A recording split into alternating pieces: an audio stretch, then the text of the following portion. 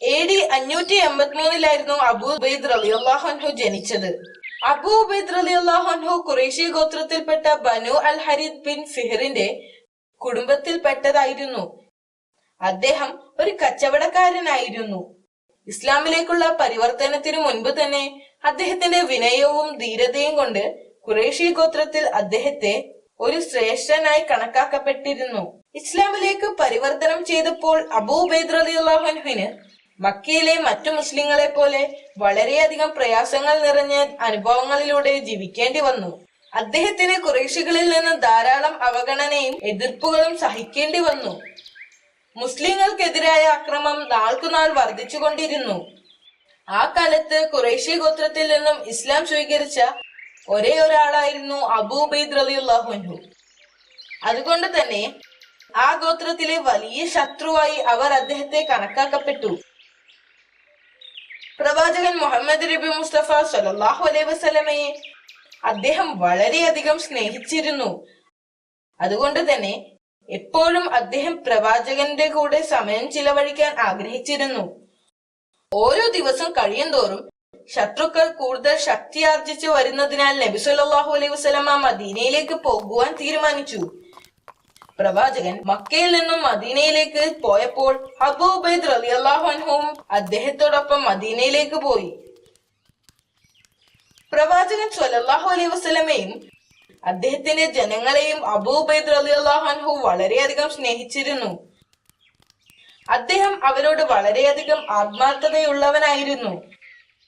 അതുകൊണ്ട് തന്നെ പ്രവാചകൻ അദ്ദേഹത്തെ ബഹ്റൈനിലെ ആമിൽ അഥവാ നികുതി ശേഖരിക്കുന്ന ആളായി നിയമിച്ചു.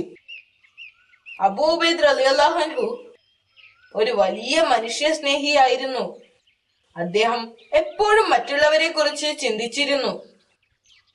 അദ്ദേഹം ഒരു വലിയ പടയാളിയായിരുന്നു. ബദ്ർ യുദ്ധത്തിൽ മക്കയിലെ ഖുറൈശികൾക്കും മുസ്ലിങ്ങൾക്കും ഇടയിൽ നടന്ന ആദ്യ പ്രധാന യുദ്ധത്തിൽ അബൂ ഉബൈദ് റളിയല്ലാഹു അൻഹു പങ്കെടുത്തിരുന്നു. ഒരു വലിയ വരൾച്ചയുടെ കാലത്ത് അറേബ്യയിൽ വലിയ ക്ഷാമമുണ്ടായി. വരൾച്ചയുടെ ഫലമായി പട്ടിണിയും പകർച്ചവ്യാധികൾ മൂലം കുറെ ആളുകൾ അവശരായി. അറേബ്യയിലുടനീളെ ഉണ്ടായിരുന്ന ധാരാളം ആളുകൾ ഭക്ഷണത്തിനു വേണ്ടി മദീനയിൽ എത്തിച്ചേർന്നു. എന്നാൽ മദീനയിലെ ഭക്ഷ്യശേഖരവും കുറഞ്ഞു വന്നിരുന്നു. എന്നിട്ടും ആഹാരം കിട്ടുമെന്ന് പ്രതീക്ഷിച്ചുകൊണ്ട് പുറത്ത് ആളുകൾ ക്യൂ നിൽക്കുകയായിരുന്നു. അവരുടെ പ്രിയപ്പെട്ട ഖലീഫ അവർക്ക് ഭക്ഷണത്തിന് വഴി കണ്ടെത്തുമെന്ന് അവർക്ക് ഉറപ്പുണ്ടായിരുന്നു. ഈ പ്രശ്നത്തിന് ഒരു പരിഹാരം കണ്ടെത്താൻ ഖലീഫ ഉമർ റളിയല്ലാഹു അൻഹു പ്രവിശ്യകളുടെ ഗവർണർക്ക് ഒരു കത്തെഴുതി. കത്ത് കിട്ടിയ ഉടൻ തന്നെ ഒട്ടും സമയം പാഴാക്കാതെ അബൂ ഉബൈദ് റളിയല്ലാഹു അൻഹു അതിന് മറുപടി അയച്ചു. അദ്ദേഹം തന്റെ കത്തിൽ ഇങ്ങനെ എഴുതി: ഞാൻ ഒരു സംഘം ആളുകളെ അങ്ങോട്ട് അയക്കാം. അതിന്റെ ഒരറ്റം ഇവിടെ സിറിയയിലും മറ്റേ അറ്റം മദീനയിലുമായിരിക്കും. അബൂ ഉബൈദ് റളിയല്ലാഹു അൻഹു അയച്ച ഭക്ഷണ വിതരണക്കാർ 4000 ഒട്ടകങ്ങളുടെ പുറത്ത് ഭക്ഷ്യശേഖരണവുമായി ആദ്യം മദീനയിൽ എത്തിച്ചേർന്നു. ഖലീഫ ഉമർ റളിയല്ലാഹു അൻഹു അത്ഭുതപ്പെട്ടു. കാരണം അദ്ദേഹം പ്രതീക്ഷിച്ചതിൽ കൂടുതൽ പേരുണ്ടായിരുന്നു. അത് ഉമർ റളിയല്ലാഹു അൻഹുവിന് ഇത്ര വലിയ അളവിലുള്ള ഭക്ഷണ വിതരണം കൈകാര്യം ചെയ്യാൻ കഴിയുമായിരുന്നില്ല. മദീനയുടെ സമീപ പ്രദേശത്ത് താമസിക്കുന്ന ആയിരക്കണക്കിന് ആളുകളെ ഇത് വിതരണം ചെയ്യുന്നതിന് അബൂ ഉബൈദ് റളിയല്ലാഹു അൻഹു നിയമിച്ചു. വളരെ വലിയ ഒരു പ്രതിസന്ധി സമയത്തും അബൂ ഉബൈദ് റളിയല്ലാഹു അൻഹുവിന്റെ ഉദാരമായ സഹായത്തിലും പരിശ്രമത്തിലും ഉമർ റളിയല്ലാഹു അൻഹുവിന് അദ്ദേഹത്തോട് വളരെയധികം മതിപ്പ് തോന്നി. ഖലീഫ ഉമർ റളിയല്ലാഹു അൻഹു സ്നേഹസൂചകമായി കുറച്ച് സഹായദാനം അദ്ദേഹത്തിന് നൽകി. എന്നാൽ അദ്ദേഹം അത് നിരസിച്ചു.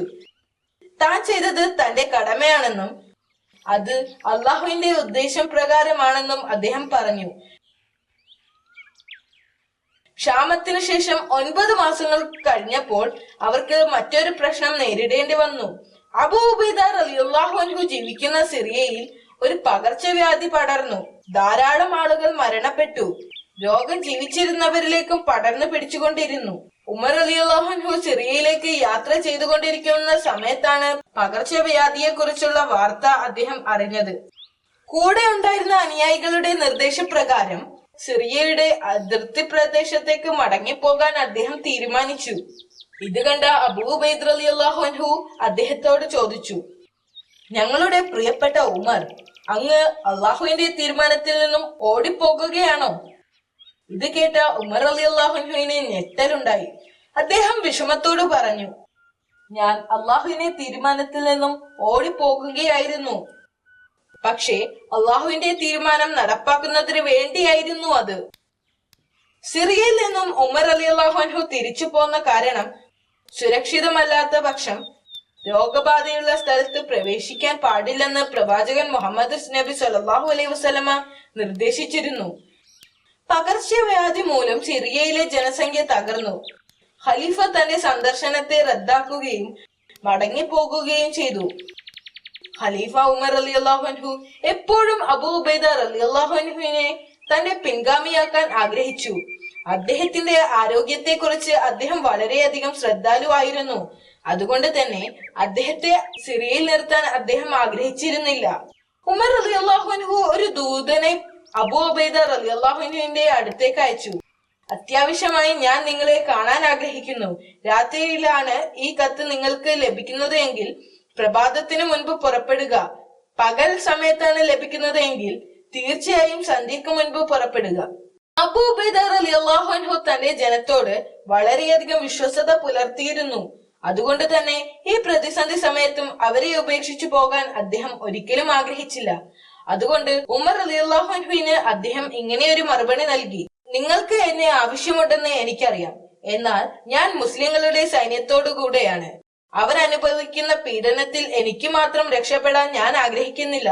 അള്ളാഹു എന്നെ അനുവദിക്കുന്നിടത്തോളം കാലം ഞാൻ അവരിൽ നിന്ന് മാറി നിൽക്കാനും ആഗ്രഹിക്കുന്നില്ല. അതിനാൽ ഈ കത്ത് അങ്ങയുടെ കയ്യിൽ എത്തുന്ന സമയം അങ്ങയുടെ ഉത്തരവിൽ നിന്ന് എന്നെ മോചിപ്പിക്കാനും എന്നെ ഇവിടെ തന്നെ തങ്ങുവാനും അനുവദിക്കണം. ഖലീഫ ഉമർ റളിയല്ലാഹു അൻഹു ഈ കത്ത് വായിച്ചപ്പോൾ അദ്ദേഹത്തിന്റെ കണ്ണുകൾ നിറഞ്ഞൊഴുകി. അദ്ദേഹത്തിന്റെ കൂടെയുണ്ടായിരുന്ന ആൾ ചോദിച്ചു, അദ്ദേഹം ഇപ്പോൾ ജീവിച്ചിരിപ്പുണ്ടോ ഇല്ലയോ? മരണം അദ്ദേഹത്തിന്റെ വളരെ അടുത്താണ്. ഖലീഫ മറുപടി പറഞ്ഞു, അബൂ ഉബൈദ റളിയല്ലാഹു അൻഹുവിന്റെ ആരോഗ്യം മോശമാവാതിരിക്കാൻ ചൂട് കുറവുള്ള ഏതെങ്കിലും ഒരു ഉയർന്ന ഭൂപ്രദേശത്തേക്ക് മാറി താമസിക്കാൻ ആവശ്യപ്പെട്ടുകൊണ്ട് ഉമർ റളിയല്ലാഹു അൻഹു വീണ്ടും മറ്റൊരു ദൂതനെ അദ്ദേഹത്തിന്റെ അടുത്തേക്ക് അയച്ചു. അബൂ ഉബൈദ റളിയല്ലാഹു അൻഹു അനുസരിച്ചു. അദ്ദേഹം തന്റെ ആളുകളുമായി ചെറിയ ഒരു മലയായ ജബിയയിലേക്ക് പോയി.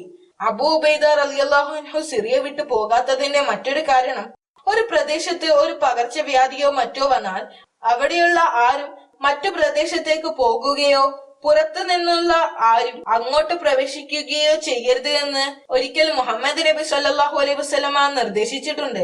ഇത് കാണിക്കുന്നത് അദ്ദേഹം പ്രവാചകനോട് എത്ര ആത്മാർത്ഥതയുള്ള വ്യക്തിയാണെന്നാണ്. ഉടൻ തന്നെ അദ്ദേഹം ജിബിയയിലേക്ക് പോയെങ്കിലും അപ്പോഴേക്കും അദ്ദേഹത്തിന് രോഗം പിടിപെട്ടിരുന്നു.